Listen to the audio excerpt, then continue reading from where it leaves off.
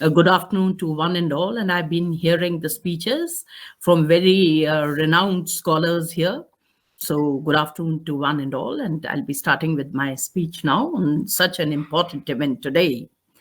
Human rights are innate rights. They are innate rights which belong to the entire humanity in the world and to all the species.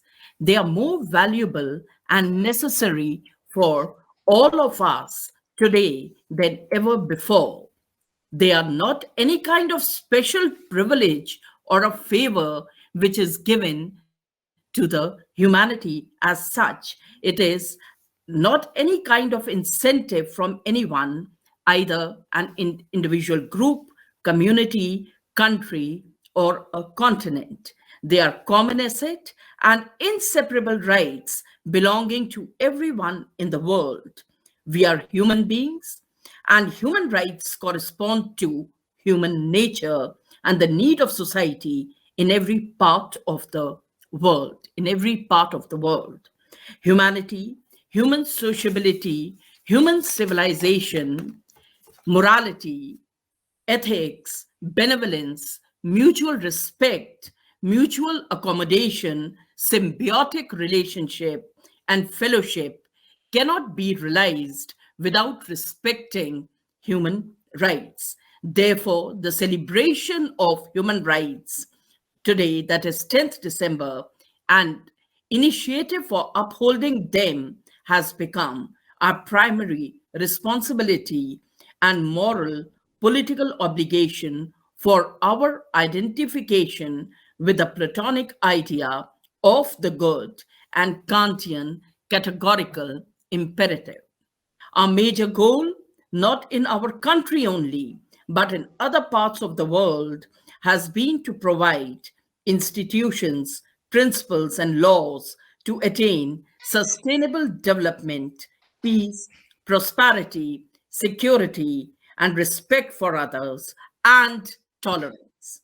According to Professor Eric Hobsbawm, who was a British professor, over 189 million people have been killed in the last 100 years all over the world, and there have also been destructions, bombings of civilian targets, proxy wars like in Syria, Lebanon, etc., economic sanctions, fake news, propaganda, and hatred, which has caused massive violation of human rights. It is very strange to note that human rights violation is increasing, and at the same time, human rights education and human rights institutions are, are increasing in addition to NGOs at the national and international levels. It is very easy to see and observe areas of human rights violation, which include child abuse, child trafficking, child soldier, and child refugees. We see child soldiers in the form of militants in countries like Syria and even Latin America.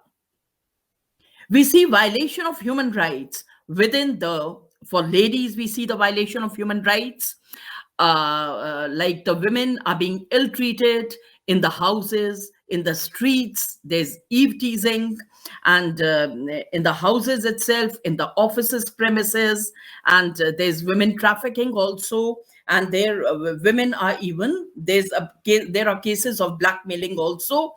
Like recently we heard a blackmail halwai in Bihar was blackmailing a lady who was a dhobi, who was a washerman, and that lady was very upset, and when ultimately she told her brother that this man is eve teasing me and he's blackmailing me because he had made some videos and all. So this the brother went to the halwai shop and he killed him. So these type of violation also we are seeing. And we are seeing another concept which we are seeing among the women is the materialization of women. Like we see in the ads and all, it's sometimes even for receptionist and all, there is a demand. We need a beautiful girl, a smart lady as a receptionist. Now, why only a lady. So the ladies are being used. There's the instrumental value of women, and this is, I think, a violation of human rights.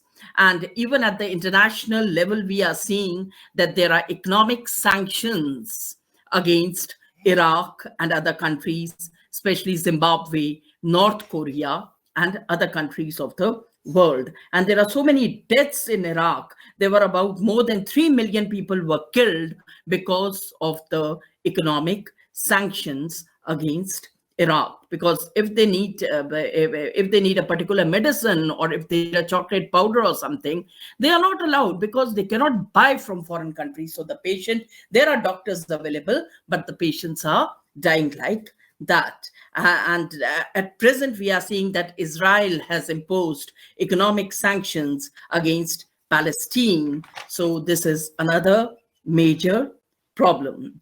So this vicious phenomenon which we are seeing raises some questions or points of inquiry to know the fault lines. And the fault lines are sometimes at the level of governmental institutions in different parts of the world. Maybe at some times it can be even army, police, or bureaucrats can be also blamed for that to a certain level. And the misuse of international institutions, like now we see that United Nations Security Council has basically done, what was that, 60 resolutions were passed against Iraq, and almost all resolutions were implemented. On the other hand, not a single resolution of the United Nations Security Council was implemented in the case of Israel. So at times we even see double levels. Even at the ecological level, we see that there are certain misbalances, disbalances regarding this. I won't take much time, and I would like to end here by saying that at the end, world is suffering from intolerance on the basis of race, religion, caste, color, ethnicity, language, and sect. Youth in the world is the main victim of the fault line. Therefore, there is a challenge before us to protect and promote human rights, which requires protection of youth from the virus of intolerance. Human rights violation endangers multicultural societies. Therefore, multicultural societies requires tolerance, mutual respect.